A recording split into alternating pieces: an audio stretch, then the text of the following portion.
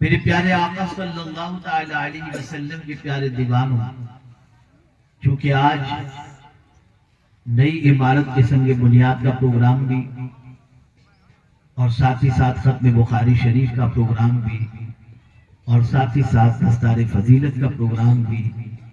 اور ساتھ ہی ساتھ افضل البشر بعد الانبیاء سیدنا صدیق اکبر رضی اللہ تعالیٰ عنہ کی یاد کی بھی محفل ہے۔ آج کے اس پروگرام کو صدیق اکبر رضی اللہ تعالیٰ عنہ سے منسوب کیا گیا ہے اور مجھے کہا گیا ہے کہ میں صدیق اکبر رضی اللہ تعالیٰ عنہ کی حیات طیبہ پر مختصر کچھ باتیں عرض کرنے کی سعادت حاصل کروں، اس لیے کہ 10-15 منٹ کے اندر گفتگو کو ختم کر کے جیسا کہ 1 بجے تک کا اعلان ہوا تھا ہمیں اس کی طرف آگے بڑھنا ہے۔ قرآن کہتا ہے صدیق اکبر رضی اللہ تعالیٰ عنہ کی شان میں وَسَيُجَنَّبُهَا الْأَتْقَى، ان قریب بہت بڑا پرہیزگار اس آگ سے دور رکھا جائے گا۔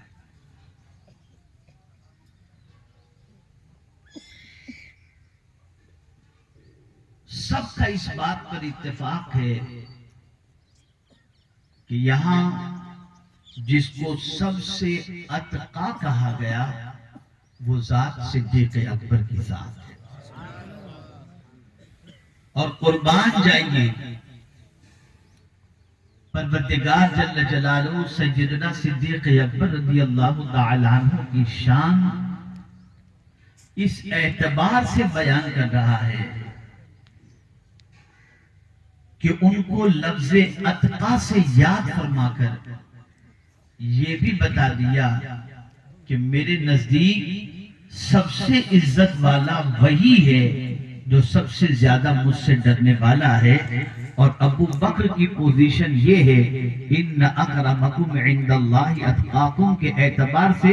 وہ اتقا ہے، میرے نزدیک ان کا مقام بہت افضل و اعلیٰ ہے، وہ بہت بڑے پرہیزگار، اتنے بڑے پرہیزگار کہ میرے پیارے آقا صلی اللہ تعالی علیہ وسلم کے پیارے دیوانوں متقین اولیاء کے بارے میں یہ کہا گیا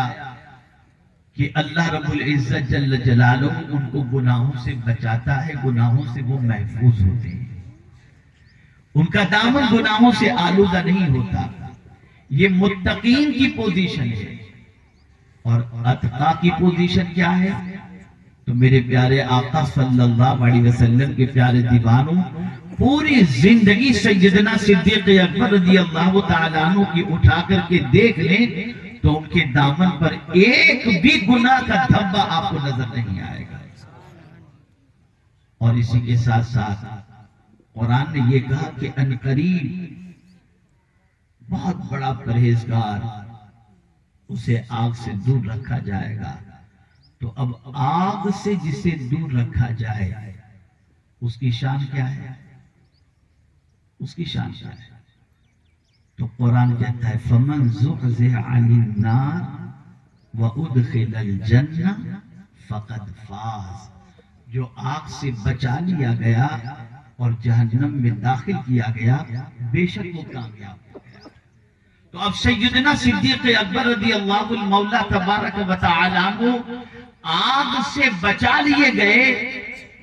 یہ رب قدیر جل جلالہ فرما رہا ہے، تو اب آگ سے ان کو اللہ بچا لے گا اور جنت میں داخل فرمائے گا۔ تو صدیق اکبر رضی اللہ تعالی عنہ کامیاب قرآن کی روشنی کے اندر ثابت ہو رہے ہیں۔ اسی طریقے سے یاد رکھیں جہنم کی آہٹ بھی صدیق اکبر کے کان تک نہیں پہنچ سکتی، جہنم کی آہٹ بھی۔ قرآن کہتا ہے لا يسمعون حسیسها وهم فيما اشتهت انفسهم خالدون، وہ جہنم کی آہٹ بھی نہیں سنیں گے۔ میرے پیارے آقا صلی اللہ تعالی علیہ وسلم کے پیارے دیوانوں آپ اندازہ لگائیں جس صدیق اکبر رضی اللہ تعالی عنہ کی شان یہ کہ جہنم کی آہٹ بھی نہیں سنیں گے. آپ اندازہ لگائیں اللہ عز و جل نے ان کو کتنا اونچا اور کتنا بلند مرتبہ عطا فرمایا. پھر اسی کے ساتھ آپ دیکھیں وَيُؤْتِي مَالَهُ يَتَزَكَّىٰ،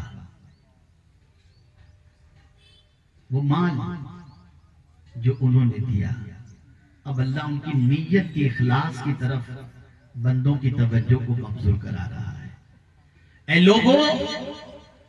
میرے ابو بکر نے اگر مال خرچ بھی کیا، مال دیا بھی ہے،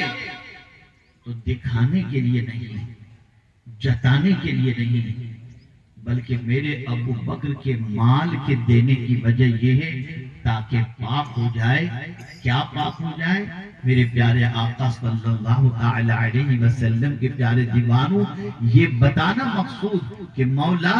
میرے دل میں مال کی محبت نہیں، میرا دل تو پاک ہے مال کی محبت سے. مال تو اس لیے دے رہا ہوں تاکہ میرے مولا تو راضی ہو جائے. اور جب کسی کا دل پاک ہو جاتا ہے تو قرآن اس کی شان بیان کرتا ہے قد افلح من تزکیٰ. میرے پیارے آقا صلی اللہ علیہ وسلم کے پیارے دیوانوں، یہ آیہ کریمہ در حقیقت جب حضرت بلال رضی اللہ عنہ مولا تبارک و تعالیٰ عنہ کو گراں قیمت دے کر آپ نے خرید کر آزاد فرمایا، تو اس وقت کے لوگوں نے یہ کہا تھا کہ شاید ابو بکر پر بلال کا کوئی احسان ہوگا جس کی وجہ سے اتنی بیش قیمت دے کر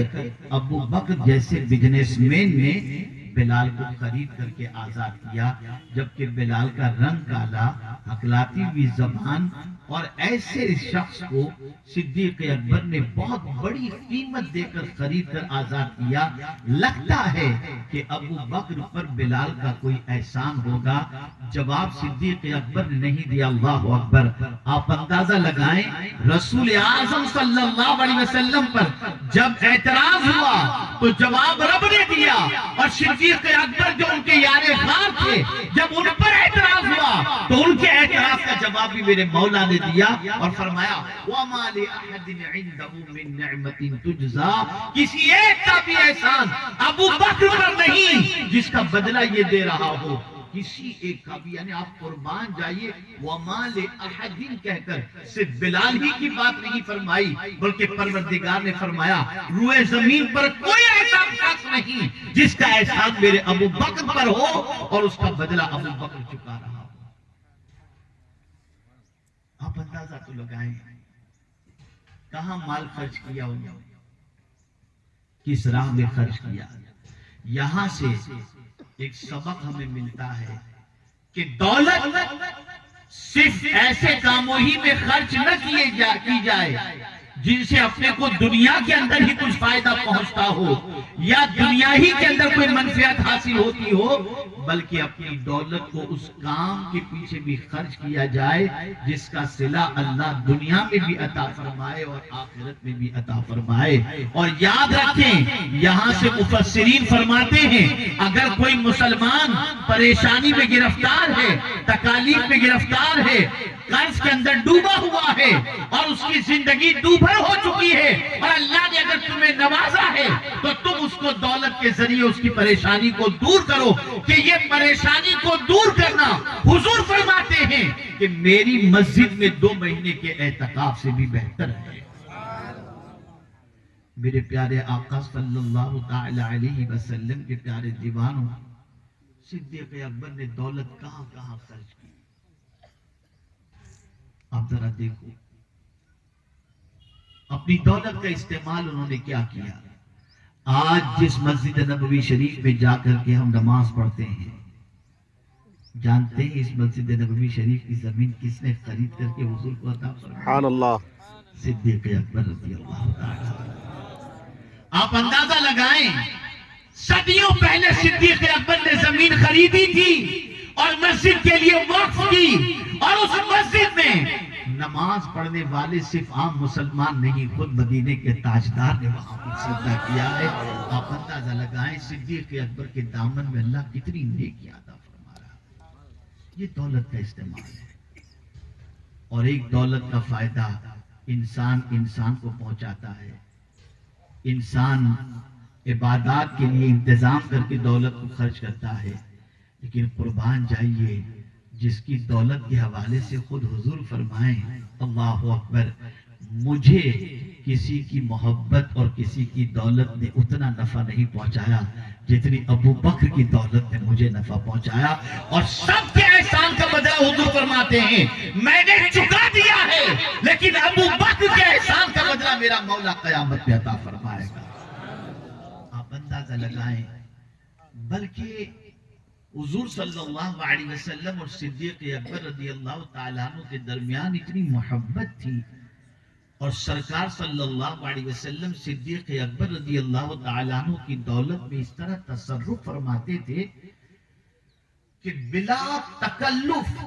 صدیق اکبر رضی اللہ تعالیٰ عنہ کی دولت میں سرکار صلی اللہ علیہ وسلم تصرف فرماتے تھے۔ صدیق اکبر کی دولت جب چاہا حضور کسی کو دے دیتے تھے، لیکن سرکار صلی اللہ تعالیٰ علیہ وسلم کو صدیق اکبر نے کبھی یہ نہیں کہا حضور میرا پیسہ آپ کیوں دیتے ہیں، بلکہ پوزیشن یہ تھی کہ حضور صلی اللہ تعالیٰ علیہ وسلم کو صدیق اکبر نے سب کچھ دے دیا تھا، حضور جان بھی آپ کے لیے اور مال بھی آپ کے لیے ہے، آپ جس طرح چاہے اس کا تصرف فرمائیں۔ تو حضور سب سے زیادہ کسی کی دولت میں تصرف فرماتے تھے تو صدیق اکبر رضی اللہ تعالیٰ عنہ کی دولت تھی۔ میرے پیارے آقا صلی اللہ تعالیٰ علیہ وسلم کے پیارے دیوانوں، ایک بات اچھی طریقے سے ذہن کے اندر محفوظ کر لیں، کسی اور کو اور کسی اور کے ساتھ اپنی زندگی آپ گزارتے ہوں جو کبھی کبھی ملتا ہو تو اس کے سامنے تو عقیدت و محبت آپ کی جو ہے اس کے دل میں رہے گی، لیکن جس کے ساتھ صبح گزرتی ہو، شام گزرتی ہو، رات گزرتی ہو، لمحہ لمحہ گزرتا ہو، سفر میں بھی جو ساتھ میں ہو، اس کو اپنا معتقد بنانا یہ بہت کمال کی بات ہے۔ قربان جائیے صدیق اکبر رضی اللہ تعالیٰ عنہ کی عظمت پر، جنہوں نے حضور صلی اللہ علیہ وسلم کو صبح بھی دیکھا، شام بھی دیکھا، رات بھی دیکھا، تنہائی میں بھی دیکھا، لیکن اللہ اکبر انتظار کر رہے تھے کہ حضور کبھی کوئی دعویٰ کریں تو میں حضور کے دعوے کو قبول کر کے اس کو بھی میں بھی سرکار صلی اللہ علیہ وسلم کے دعوے کی تصدیق کر دوں۔ ایک مرتبہ کچھ لوگوں کے ساتھ بیٹھے ہوئے تھے، اچانک کوئی صاحب آئے اور آ کر کے انہوں نے کہا تمہیں معلوم ہے آج محمد صلی اللہ علیہ وسلم نے کیا کہا؟ اللہ اکبر۔ صدیق اکبر کے کان کھڑے ہو گئے، اللہ اللہ۔ لوگوں میں سے کسی ایک شخص نے کہا آج ابو بکر نے آج مصطفی محمد صلی اللہ علیہ وسلم نے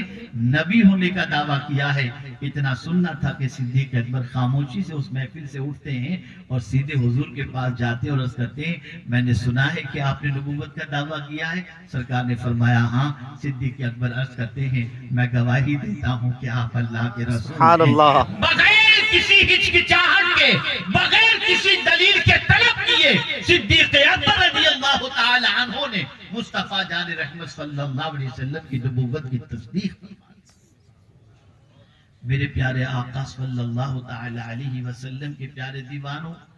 سیدنا صدیق اکبر رضی اللہ تعالی عنہ بہت بڑے عالم تھے۔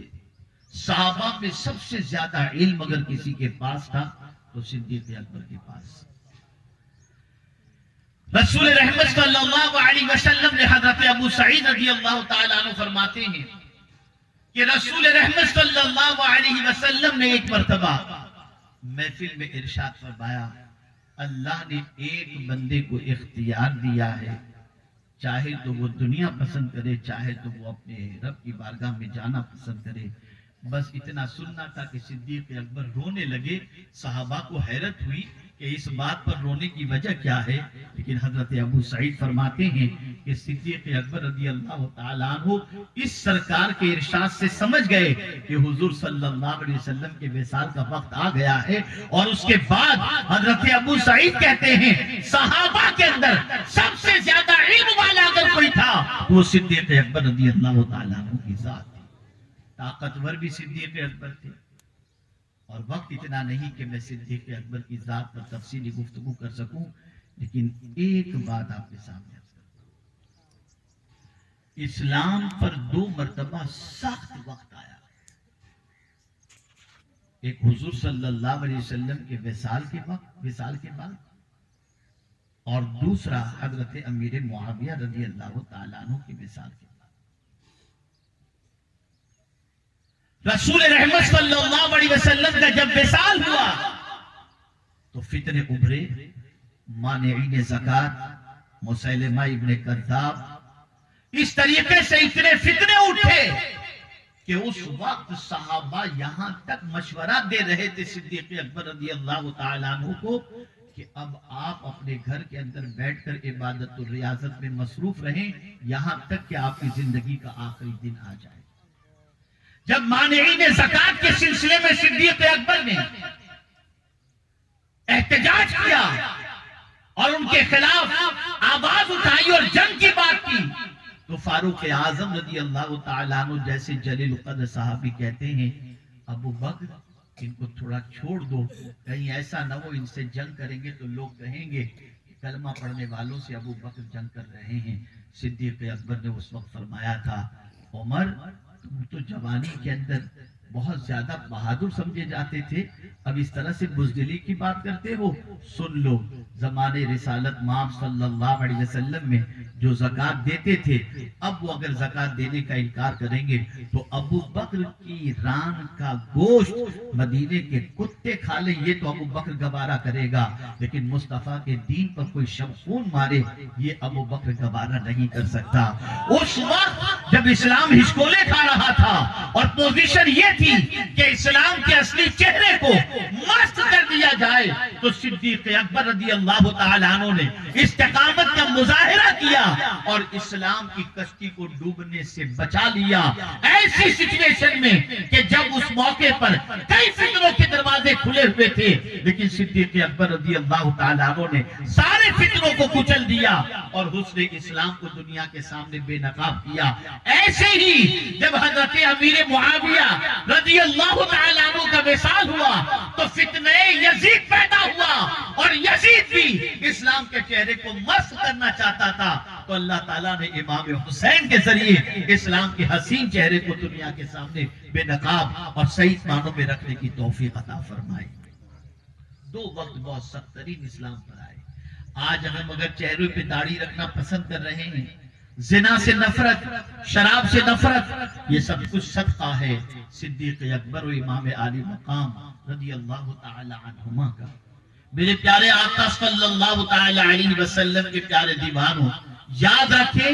اور اچھی طریقے سے یاد رکھیں، ایک کام ہوتا ہے نام کے لیے اور ایک کام ہوتا ہے اللہ کے لیے۔ اے ابو بکر آپ کی عظمتوں پر قربان کہ آپ کتنے سچے تھے اللہ کی خوشی کی خاطر، اور آپ کے دل میں اللہ کی رضا کی کتنی عظیم نیت تھی کہ آپ کے اخلاص کی گواہی خود اللہ عز و جل قرآن مقدس میں دے رہا ہے اور فرما رہا ہے إِلَّا ابْتِغَاءَ وَجْهِ رَبِّهِ الْأَعْلَىٰ، اور اسی کے ساتھ فرمایا وَلَسَوْفَ يَرْضَىٰ، ان قریب وہ خوش ہو جائے گا، یعنی پروردگار صدیق اکبر کو اتنی عزت عطا کرے گا اور اتنا کمال عطا کرے گا کہ ابو بکر خوش ہو جائے گا۔ اے رسول اعظم صلی اللہ علیہ وسلم کے دیوانوں، میرے آقا صلی اللہ علیہ وسلم صدیق اکبر رضی اللہ تعالیٰ عنہ کے بارے میں ارشاد فرماتے ہیں کہ میری امت کے بوڑھے ابو بکر کے صدقے میں بخش دیے جائیں۔ سبحان اللہ۔ ایک عقیدہ بتا دوں، جو لوگ یہ کہتے ہیں کہ حضور صلی اللہ علیہ وسلم سے بعد از وصال مانگنا معاذ اللہ شرک ہے۔ حضور صلی اللہ علیہ وسلم ظاہری حیات کے ساتھ جب زمین پر جلوہ گر تھے اسی وقت حضور سے مانگ سکتے ہیں، اور حضور صلی اللہ علیہ وسلم کے پردہ فرمانے کے بعد حضور سے مانگنا معاذ اللہ شرک ہے۔ میں ان کے سامنے صدیق اکبر کا عقیدہ رکھ دوں، وہ عقیدہ جو صدیق اکبر سے اعلیٰ حضرت عظیم البرکت امام عشق و محبت نے لیا اور کہا مانگیں گے مانگے جائیں گے، منہ مانگی پائیں گے، سرکار میں نہ لا ہے نہ حاجت اگر کی ہے، تو صدیق اکبر سے امام عشق و محبت نے یہ عقیدہ لیا، اور وہ کیا ہے؟ صدیق اکبر رضی اللہ تعالیٰ عنہ کی جب وصال کا وقت آیا، جسم سے روح پرواز ہونے کا وقت آیا اور محسوس کرنے لگے کہ اب زیادہ لمحات، زیادہ دنوں تک یا زیادہ ساعتوں تک میں نہیں رہ سکوں گا، تو آپ نے ارشاد فرمایا کہ جب میرا انتقال ہو جائے، میرا وصال ہو جائے، تو میرے جنازے کو حضور صلی اللہ علیہ وسلم کے روضے مبارک کے دروازے پر رکھنا، سرکار کی بارگاہ میں سلام پیش کرنا، اور سرکار کے پہلو میں دفن ہونے کی اجازت طلب کرنا۔ یہ وصال کے بعد ہے، سرکار کا وصال ہو چکا، وصال ہو چکا۔ اب صدیق اکبر کے وصال کی باری آ رہی ہے۔ اب صدیق اکبر کیا کہہ رہے ہیں؟ میرے جنازے کو حضور صلی اللہ علیہ وسلم کے روضے کے دروازے پر رکھنا، سلام پیش کرنا، دروازہ کھل جائے پہلو میں دفن ہونے کی اجازت طلب کرنا، اجازت مل جائے تو پہلو میں دفن کر دینا، ورنہ جنت البقیع شریف میں۔ وصال ہوا، جنازہ لایا گیا، دروازے پہ رکھا گیا، سلام صدیق اکبر کی طرف سے پیش کیا گیا اور عرض کیا گیا پہلو میں دفن ہونے کے لیے ابو بکر اجازت مانگتے ہیں۔ قبر انور سے آواز آتی ہے، حبیب کو حبیب سے ملا دو، اللہ اکبر۔ اور اس کے بعد صدیق اکبر رضی اللہ تعالیٰ عنہ آج حضور کے پہلو میں آرام کر رہے ہیں اور یہ بتا رہے ہیں ماننے والوں کو کہ سنو، صرف حضور زمین کے اوپر ظاہری طور پر حیات تھے، تبھی سے نہیں دیتے تھے، قیامت تک کے حضور کو دینے والا بنا کر اللہ نے پیدا فرمایا۔ یہ عقیدہ صدیق اکبر سے ملا۔ میرے پیارے آقا صلی اللہ علیہ وسلم کے پیارے دیوانوں، ہمیں چاہیے کہ ہم صحابہ کرام علیہ الرضوان سے بھی محبت کریں، اہل بیت سے بھی محبت کریں، یہ عقیدہ بھی رکھیں۔ افضل البشر بعد الانبیاء سیدنا صدیق اکبر کی ذات ہے، ان کا مرتبہ ہے، اور صدیق اکبر کے بعد فاروق اعظم کا، ان کے بعد عثمان غنی کا، اور ان کے بعد مولا علی کا رضی اللہ تعالی عنہ۔ اور یاد رکھیں ان سب سے محبت کرنا اور ان سب کی عقیدتوں کا چراغ اپنے سینے میں روشن رکھنا، اور اسی طریقے سے اہل بیت کی محبت بھی دلوں کے اندر رکھنا، اس کی وجہ سے انسان کی کشتی کنارے پر لگ جائے گی۔ کہ میرے اعلیٰ حضرت کہتے ہیں اہل سنت کا ہے بیڑا پار، اصحاب حضور نجم ہیں اور ناؤ ہے اطرت رسول اللہ کی۔ میرے پیارے آقا صلی اللہ علیہ وسلم کے پیارے دیوانوں، نجم جو ہے وہ تارے کو کہتے ہیں جس سے آدمی کو راستے کا پتہ چلتا ہے۔ اسی لیے ہم نے سرکار صلی اللہ علیہ وسلم کے صحابہ کو جو حضور نے نجم فرمایا، تو اسی وجہ سے ہم نے اپنے اداروں کے نام کے آگے نجم العلوم لگا دیا ہے، تاکہ نجم العلوم سے پڑھ کر نکلنے والے بھی لوگوں کو مدینے کا راستہ بتانے والے بن جائیں، اللہ عز و جل کی قرب کی دولت سے مالا مال کرنے والے بن جائیں۔ اللہ رب العزت جل جلالہ آقا کریم رؤوف رحیم علیہ التحیۃ والتسلیم کے صدقہ و طفیل ہم سب کو رسول رحمت صلی اللہ علیہ وسلم کی محبت میں زندگی گزارنے کی توفیق نصیب فرمائے، اور پروردگار جل جلالہ صحابہ اور اہل بیت کی عقیدتوں کا چراغ ہمارے سینے میں جو روشن ہے، پروردگار زندگی کی آخری سانس تک اسے روشن ہی رکھے، اور پروردگار خواجہ غریب نواز علیہ رحمت والرضوان کے فیضان اور برکات کی نسبت سے جو دارالعلوم برکات خواجہ قائم کیا گیا ہے، اللہ تعالیٰ دارالعلوم برکات خواجہ اور سنی دعوت اسلامی کو دین دوری رات چوگنی ترقی عطا فرمائے، اور وہ لوگ جو سنی دعوت اسلامی کے اداروں کی مدد کرتے ہیں، اللہ تعالیٰ ان کو بھی دارین کی سعادتوں سے مالا مال فرمائے۔ میں ان کو مبارکباد پیش کرتا ہوں جنہوں نے مسجد کے لیے زمین دی، ساتھ ہی ساتھ میں ان کو بھی مبارکباد پیش کرتا ہوں جنہوں نے ادارے کا تعاون کیا۔ اللہ سب کو دارین کی سعادتوں سے مالا مال فرمائے۔ وما علینا الا البلاغ المبین۔ السلام علیکم ورحمۃ اللہ وبرکاتہ۔